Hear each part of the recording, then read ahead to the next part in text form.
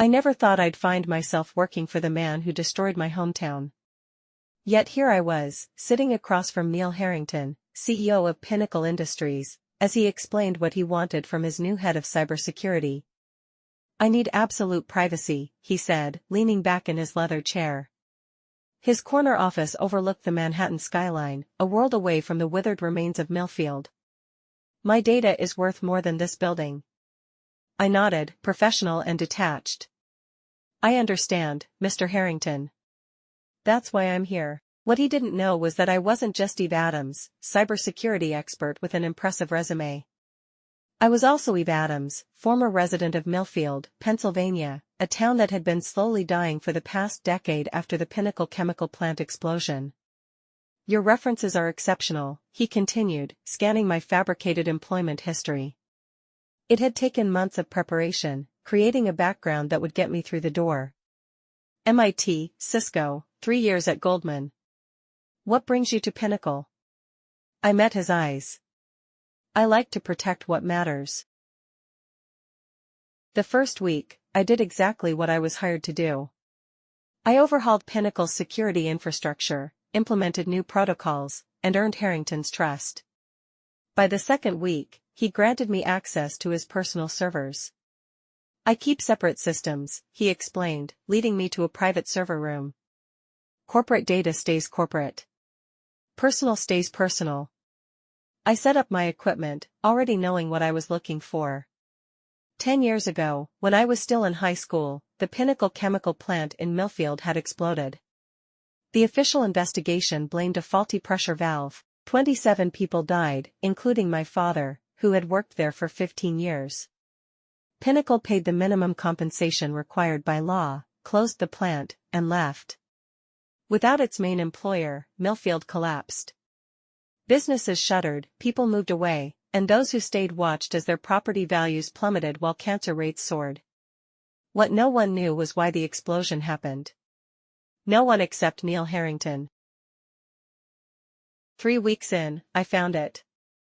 It was nearly 3 a.m. when I cracked the encryption on Harrington's private email archive.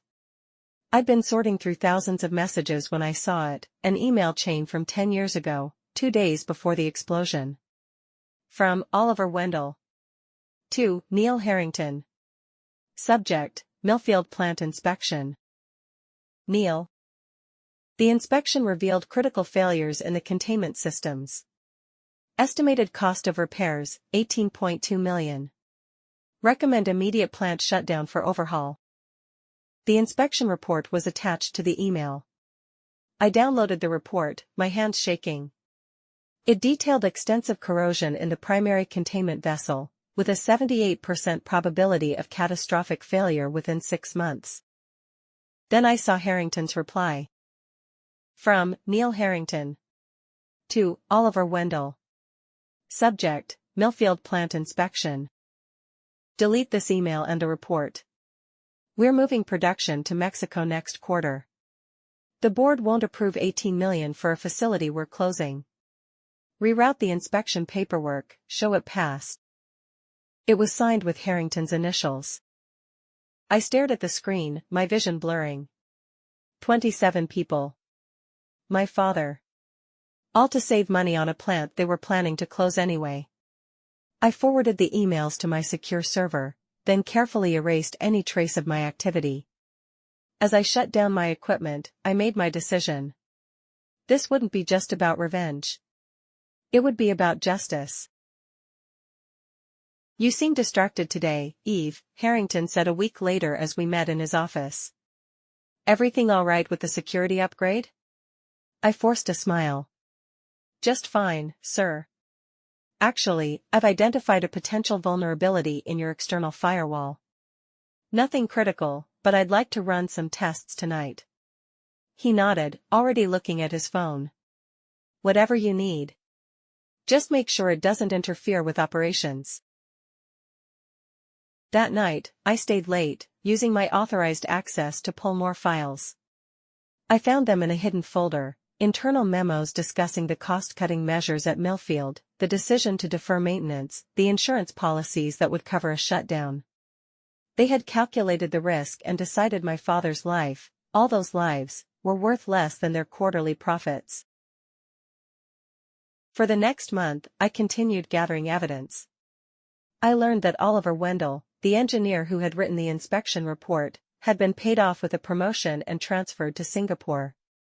The local officials who had signed off on the falsified safety reports had received generous consulting fees through shell companies. It was a perfect cover-up. But now I had the proof. The question was, what to do with it? I could leak everything to the press, but Pinnacle had weathered scandals before. They had an army of lawyers who would fight every accusation. By the time anything was proven, Harrington would have hidden his assets and prepared his defense. No, this needed to be more personal. More devastating. "I've been meaning to ask," Harrington said one day as we rode the elevator together. "How did you hear about this position?" I had my cover story ready. A colleague at Cisco mentioned it. Said Pinnacle was looking for someone with my skill set. He nodded, satisfied. "Well, I'm glad you found us. The board is impressed with your work. We're considering expanding your role." Later that week, I received an invitation to Harrington's annual charity gala. Each year, he hosted an event to raise money for the Harrington Foundation, which funded educational programs in underprivileged communities. The irony wasn't lost on me. The man who had destroyed my community was now positioning himself as a philanthropist. It would be the perfect stage. The gala was held at Harrington's estate in the Hamptons. I arrived early, dressed in a borrowed formal, a purse with a thumb drive in hand. Security was tight, but I had prepared for this. My Pinnacle credentials got me through the checkpoints with minimal scrutiny. "Eve, glad you could make it," Harrington said when he spotted me. "Not many from the tech team attend these things." I smiled. "Wouldn't miss it, sir. I'm interested in the Foundation's work." He introduced me to several board members, all of whom praised my security upgrades. I played my part, the grateful employee honored to be included in such prestigious company. As the evening progressed, Harrington took the stage to address the crowd. "Welcome, everyone, to the 10th Annual Harrington Foundation Gala," he began. "A decade of changing lives." I slipped away, making my way to the control room I had scouted earlier. The lone technician looked up as I entered. "Mr. Harrington sent me," I said, showing my credentials. "He wants to add something to the presentation." The technician nodded and stepped aside. I plugged in my drive, uploaded the files I'd prepared, and made a few quick adjustments to the program. Then I returned to the ballroom, where Harrington was still speaking. "At Pinnacle, we believe in responsibility," he was saying. "Responsibility to our shareholders, to our communities, and to future generations." I checked my watch. 3 minutes. "Tonight, we're announcing a new initiative, the Pinnacle Future Leaders Scholarship, providing full college tuition for 50 students from underprivileged backgrounds." The crowd applauded as Harrington smiled, basking in their approval. And now, a short video highlighting our work this past year. The lights dimmed, and the massive screen behind him came to life. For 30 seconds, it played the prepared video, smiling children, grateful parents, Harrington shaking hands with community leaders. Then the screen flickered, and everything changed. The inspection report appeared, followed by Harrington's damning email. Then came photos of the Millfield explosion, the funerals, the abandoned town. Finally, the faces of the 27 victims appeared, my father's among them. Gasps rippled through the crowd. Harrington spun around, his face draining of color as he saw what was on the screen. "What is this?" he demanded, looking frantically for the technician. I stepped forward, my voice carrying through the silent room. "This is the truth, Mr. Harrington. The truth about what happened in Millfield 10 years ago." Security guards moved toward me, but it was too late. The damage was done. Phones were out, recording everything. Board members were backing away from Harrington as if he were contagious. "You don't understand," he sputtered. "This is taken out of context." "I understand perfectly," I said, loud enough for everyone to hear. "My father died in that explosion. The explosion you knew was coming. The explosion you could have prevented. The room erupted in chaos. I didn't resist when the security guards reached me. My work was done. As they escorted me out, I saw the reporters already gathering outside, alerted by the tweets and messages flooding out from the gala. Harrington's carefully constructed reputation was crumbling in real time. The next day, Pinnacle stock plummeted. By the end of the week, Harrington had been forced to resign. The Justice Department opened an investigation, and class action lawsuits were filed on behalf of the victims' families and the town of Millfield. I was fired, of course, and briefly questioned by the FBI.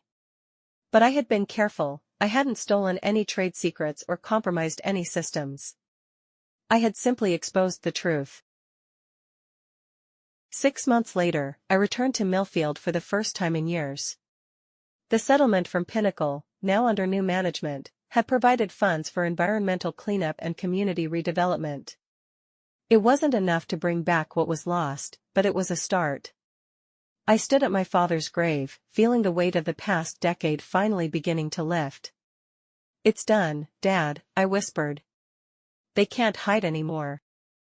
My phone buzzed with a text from Claire Fisher, a former classmate who had become a community organizer after the explosion. We had reconnected during the litigation process. "Town meeting at 5, it read. "We're discussing the redevelopment plans. You coming?" I looked around at the town that had shaped me, broken me, and ultimately made me who I was. The price of silence had been too high. But now, there was a chance for something new to grow from the ashes. "On my way," I replied, and headed toward the future. Please like and subscribe for more great revenge stories. Please tell us in the comments what you think should have happened to Neil Harrington.